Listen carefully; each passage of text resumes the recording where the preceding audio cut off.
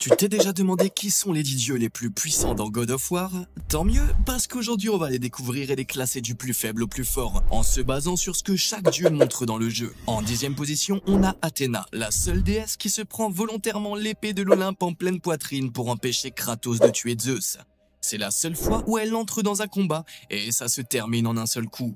Mais elle ne disparaît pas pour autant. Dans God of War 3, elle revient sans corps, apparaît partout où va Kratos et continue de le pousser à agir sans jamais être touchée. Elle ne se bat pas, mais quand Kratos atteint le pouvoir de l'espoir, une force cachée dans la boîte de Pandore assez puissante pour tuer Zeus, Athéna essaie de s'en emparer, disant qu'il lui appartient. Mais elle ne montre jamais de force, de vitesse ou d'endurance en combat et ne participe à aucun affrontement majeur. Même le roman officiel de God of War 3 dit clairement qu'elle est un guide, pas une guerrière. Et la majorité des fans sur Reddit, YouTube ou ailleurs s'accordent à dire qu'Athéna n'arrive jamais dans les premiers rangs, justement parce qu'elle ne prouve rien au combat. Elle est dans le classement uniquement parce qu'elle reste active quand tous les autres dieux ont disparu et parce qu'elle a failli s'emparer de la plus grande puissance de l'histoire. Mais elle reste à la 10e place parce qu'elle n'a jamais rien gagné au combat. En 9e position, on retrouve Hermès, le messager des dieux et pratiquement le seul qui oblige Kratos à le poursuivre à travers la moitié de l'Olympe avant même que le combat ne commence. Il passe son temps à courir sur les murs, sauter par-dessus les gouffres, lancer des pics et reste hors d'atteinte en balançant des coups rapides quand Kratos se rapproche. Le combat tourne seulement quand Kratos réussit à l'encercler, une fois que la vitesse ne suffit plus. Kratos le cloue au sol, lui coupe les jambes et le tue sans grande difficulté. Hermès n'est ni fort ni résistant, mais c'est le personnage le plus rapide affronté par Kratos dans la saga grecque. Ses bottes deviennent même un élément de gameplay essentiel dans God of War 3, permettant à Kratos de courir sur les murs et de se déplacer à une vitesse unique. Il est 9e parce qu'il a tenu plus longtemps que d'autres en évitant le contact, mais dès que Kratos a pu l'attraper, il n'avait plus aucune défense. En 8e position, on a Hadès, le dieu des enfers, et le premier Olympien affronté dans God of War 3. Dès que Kratos arrive dans la salle, Hadès ne parle presque pas. Il le saisit avec ses griffes enchaînées, le traîne au sol et tente immédiatement de lui arracher son âme. L'arène se transforme au fil du combat, le sol s'ouvre, les âmes en sortent, tournant autour comme si elles lui obéissaient. Hadès ne se contente pas d'une attaque, il se téléporte, frappe fort, bloque les coups et invoque des esprits pour se défendre ou attaquer dans le dos. Il peut même se régénérer en tirant des âmes fraîches du puits, forçant Kratos à maintenir la pression en continu. Ce n'est pas une victoire facile, Kratos est projeté, interrompu, balancé sur plusieurs plateformes avant de réussir à lui arracher les griffes d'Hadès de ses bras. Et même à ce moment-là, Hadès ne s'effondre pas.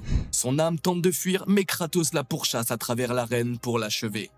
Cette capacité à voler les âmes devient l'une des armes principales de Kratos dans le jeu, ce qui montre que le pouvoir d'Hadès n'était pas juste pour le style, mais réellement puissant et utile. Dans le lore, c'est le frère de Zeus et le roi des morts, donc il aurait dû être encore plus dur à vaincre dans son propre royaume. Pour les fans, Hadès est souvent classé au milieu du tableau. Pas faible, clairement, mais il ne provoque pas non plus des moments épiques comme ceux des dieux du top 5. Il est dans ce classement car il contrôle son terrain, frappe fort et ne tombe pas au premier round. Mais il reste 8e parce que ses atouts ne suffisent plus une fois que Kratos passe à l'offensive. En 7e position, on a Hélios, le dieu du soleil et le seul Olympien dont la mort rend un titan aveugle. Kratos le trouve en pleine bataille, le champ de guerre est ravagé, les harpies volent, les cyclopes piétinent, et le ciel est toujours en feu à cause de la lumière d'Hélios. Il est coincé sur un char brisé, à terre, mais pas impuissant. Même de loin, sa lumière éclaire toute la scène. Kratos doit traverser plusieurs vagues d'ennemis pour l'atteindre. À un moment, un cyclope s'en empare et l'utilise comme une arme vivante. Sa lumière continue à faire des dégâts, même lorsqu'il est suspendu en guise d'appât. Une fois libéré, Hélios ne lance aucun sort ni coup, il parle seulement. Il dit que le tuer déséquilibrera le monde, et quand Kratos lui arrache la tête, c'est exactement ce qui se produit. Le ciel s'assombrit et le char d'Apollon s'écrase. Ensuite, la tête d'Hélios devient un outil clé. Elle éclaire les zones sombres, révèle les murs cachés et aveugle les ennemis. Dans Ascension, sa lumière brûle les monstres comme la Manticore. Dans Chains of Olympus, Perséphone vole son énergie pour détruire le monde. Hélios est aussi haut dans le classement à cause de l'ampleur de son pouvoir. Pas pour ses capacités de combat direct. Il est plus influent qu'Hermès car son énergie affecte tout l'environnement. En 6e position, on a Perséphone, reine des enfers et seule déesse à presque détruire le monde avant même que Kratos devienne le fantôme de Sparte. Le combat a lieu dans Chains of Olympus, quand Kratos est encore au service des dieux. Elle l'attend dans le temple d'Hélios en ruine, lui explique son plan et lance directement un affrontement total sans illusion ni invocation. Elle vole, transperce la pierre, fait tomber des rayons de lumière du ciel et envoie des ondes de choc dans le sol. Elle est rapide, presque jamais au sol et canalise la lumière d'Hélios à travers le pilier du monde. Si elle réussit, la planète entière s'effondre. Kratos ne la domine pas si facilement. Elle crée des barrières magiques, reste hors d'atteinte et bombarde de sorts à distance. Le combat prend toute l'arène avec des attaques aériennes et des explosions massives. Elle ne tombe que quand Kratos brise son bouclier et la frappe à bout portant après avoir survécu à plusieurs vagues d'énergie. Dans le classement des fans, elle finit souvent juste en dessous du top 5 car on ne sait pas comment elle aurait résisté à Kratos à son apogée. En 5e position, on a Baldur, le premier dieu que Kratos affronte dans la saga nordique et celui qui refuse de tomber. Baldur défonce des arbres à main nue, fait trembler le sol, prend la hache Léviathan en pleine tronche sans broncher. Kratos lui brise la nuque, mais Baldur se relève comme si de rien n'était.